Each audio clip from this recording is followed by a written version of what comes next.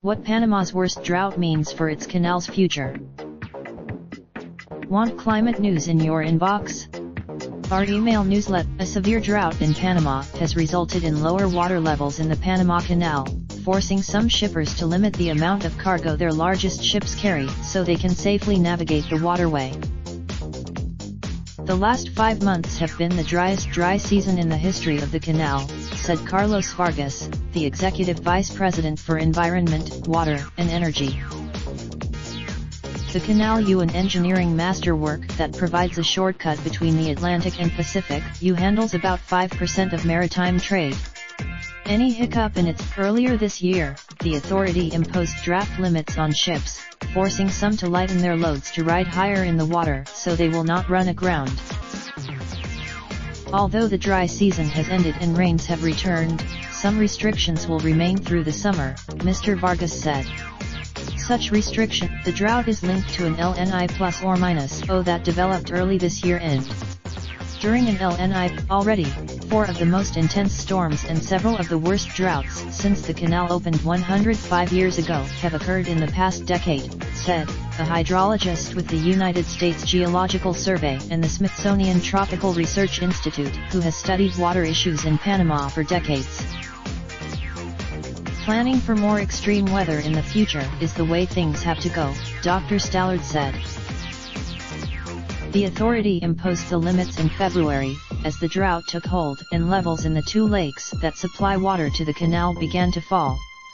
The limits affected, the Canal Authority posts the restrictions well in advance, so shippers can calculate loads that will enable their ships to transit the 50-mile canal.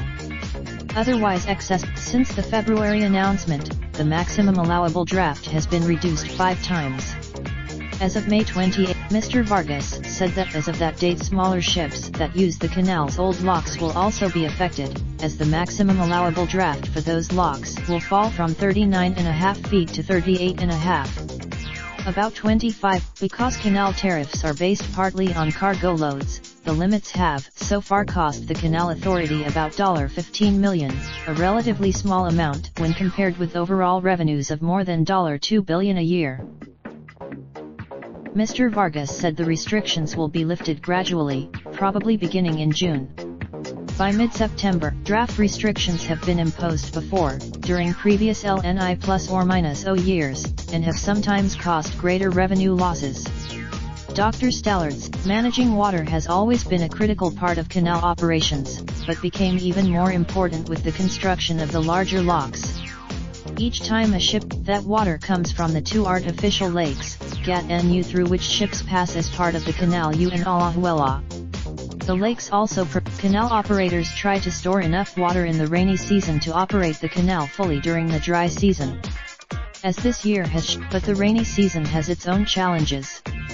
In December 2000, Mr. Vargas said the authority has a team of meteorologists, scientists, and engineers who forecast and plan how to handle water extremes, and their skills will be used even more as the climate changes. As for the long-term threat to the canal, Mr. Vargas said the solution is more water. We have no doubt, but adding new reservoirs would be a costly and lengthy undertaking. There is no more For more news on climate and the environment, search for location/city. Raindrop, truck top smoking, no cooking the hot pot.